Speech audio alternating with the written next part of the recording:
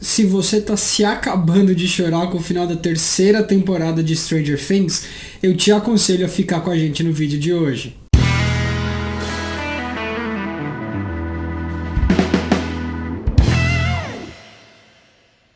Fala galera, sejam muito bem-vindos de volta ao canal Player 2. Eu sou o PH e hoje a gente vai estar falando da terceira temporada de Stranger Things, que estreou há mais ou menos uma semana atrás e já tá dando o que falar. Eu pessoalmente não gostei muito do começo dessa temporada, os 3 primeiros episódios pra mim pareciam uma malhaçãozinha da vida, mas depois disso, meu Deus do céu, que temporada foi essa? Então vamos começar falando da ideia por trás dessa temporada, o porquê as coisas acontecem da maneira que acontecem. A gente sabe que existem criaturas vindo para a nossa dimensão através do mundo invertido e que a cidade de Hawkins estava fazendo alguns experimentos para tentar abrir um portal definitivo entre essas duas dimensões.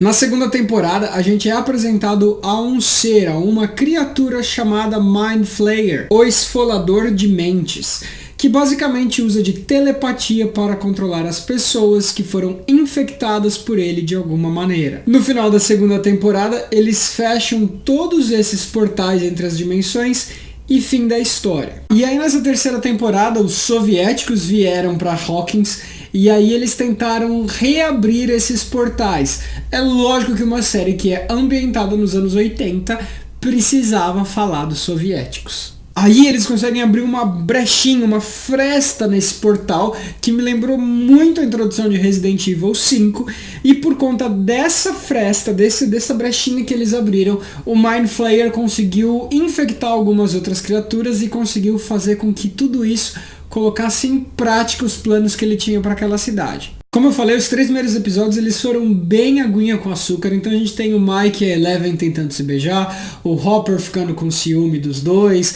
e aí a gente tem o Will que queria jogar D&D com alguém e ninguém queria jogar com ele. Nada de muito importante assim ou impactante acontece nesses 3 primeiros episódios. Mas quando a gente chega no 4º episódio, a gente, pra variar, vai dividir todo esse elenco em 3 grupos diferentes. O primeiro deles é o Infanto Juvenil, com Mike, Eleven, Max, Lucas, Will, Jonathan e Nancy, que ficou responsável por todas as principais cenas de ação dessa temporada. Do outro lado nós temos os adultos, com Jim, Hopper e Joyce Byers. E o terceiro, que é o melhor grupo de todos, composto por Steve, Robin, Dustin e Erica. Qualquer cena dessa temporada que não era com esse terceiro grupo, eu já ficava assim, meu, cadê eles? Que eles não estão aparecendo.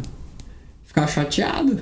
Esse grupo ele foi sensacional. Eles conseguiram fazer com que todos os personagens ali interagissem de uma maneira única, né? A gente tem aquela ideia de que a gente estaria formando um novo casal, o que na verdade não formou. A gente conseguiu explorar muito mais o personagem do Steve, a gente conseguiu conhecer a Robin, a gente conseguiu explorar mais o Dustin tentando ser mais maduro, ser mais sério e tá tentando resolver tudo. E ao mesmo tempo a gente teve a Erica, que pra mim foi uma das grandes estrelas da série, porque, meu, ela tava sendo, assim, completamente mandona e debochada em todas as cenas. Eu achei demais. No começo eu tava preocupado, essa menina aí vai ser chatinha. Meu, adorei. Pode fazer um spin-off aí dela, que eu vou assistir.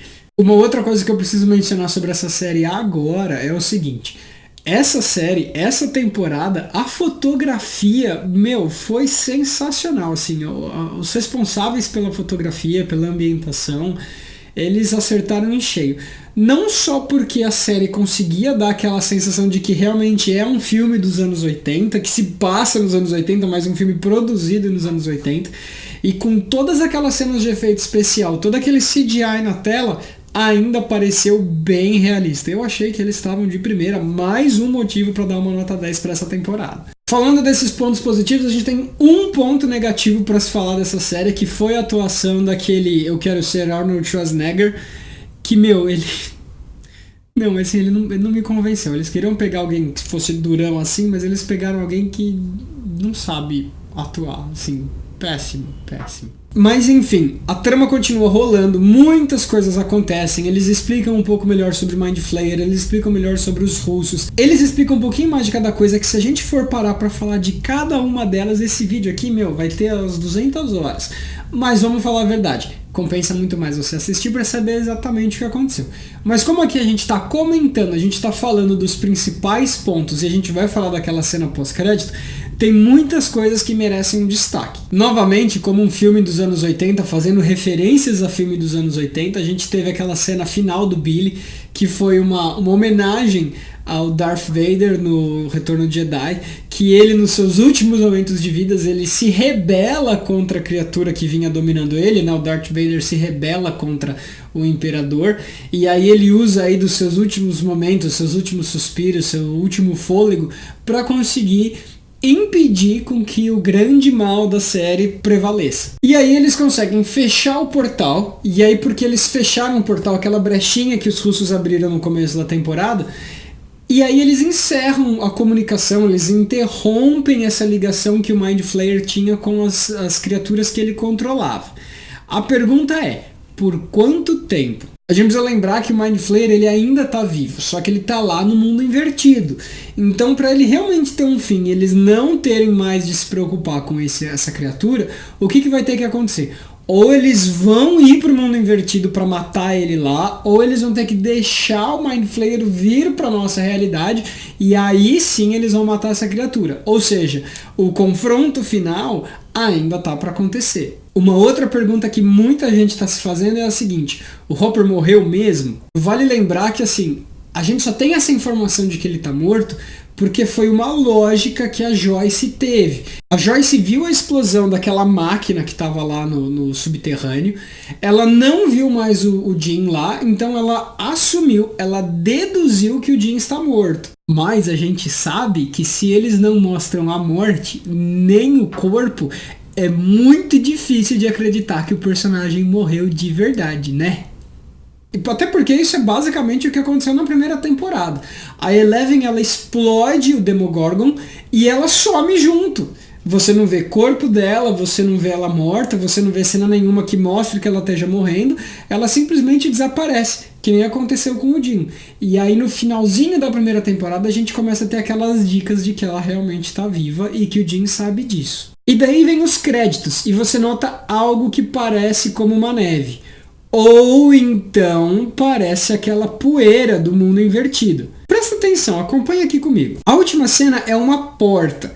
E aí a gente vê aquela poeira caindo como se fosse o mundo invertido. E de repente estamos em uma cidade da União Soviética. Não era isso que acontecia na primeira temporada? Você entrava dentro de um buraquinho da árvore assim, quando você percebia você estava lá na Casa do Chapéu? E aí começa a cena pós-crédito, que são os russos andando na frente de várias celas, e aí eles falam assim, não o americano. Mas no original, no som original, assim, o que eles falam é desprovido de gênero. Então, assim, eles usam uma expressão que não dá para entender se é um americano ou se é uma americana.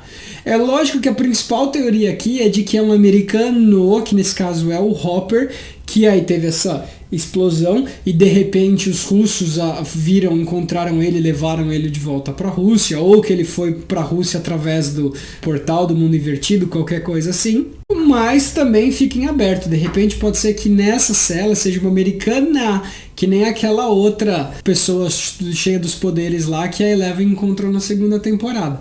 Vai saber. E depois a gente tem a visão do Demogorgon branco, que gera mais perguntas do que respostas. Seria essa criatura controlada pelos russos? Será que existe um link entre ele e o Mind Flayer? Será que ele consegue agir por vontade própria? Se ele ainda tem uma conexão com o Mind Flayer, quer dizer que o fato dele estar vivo ainda existe uma conexão com o mundo invertido? Esse Demogorgon é mais branco do que o da primeira temporada porque eles queriam fazer alguma diferenciação entre os dois? Ou é porque esse é russo? Enfim, nada disso vai ser respondido agora, nem nos próximos dias, porque a equipe de marketing da Netflix está focada em estar apresentando a nova série deles, o The Witcher, que por sinal eu fiz um vídeo com algumas das informações que já foram divulgadas, e se você não viu esse vídeo ainda, você pode estar clicando aqui no card para ver esse vídeo. E talvez depois dessa divulgação a gente comece a ter mais notícias da quarta temporada de Stranger Things.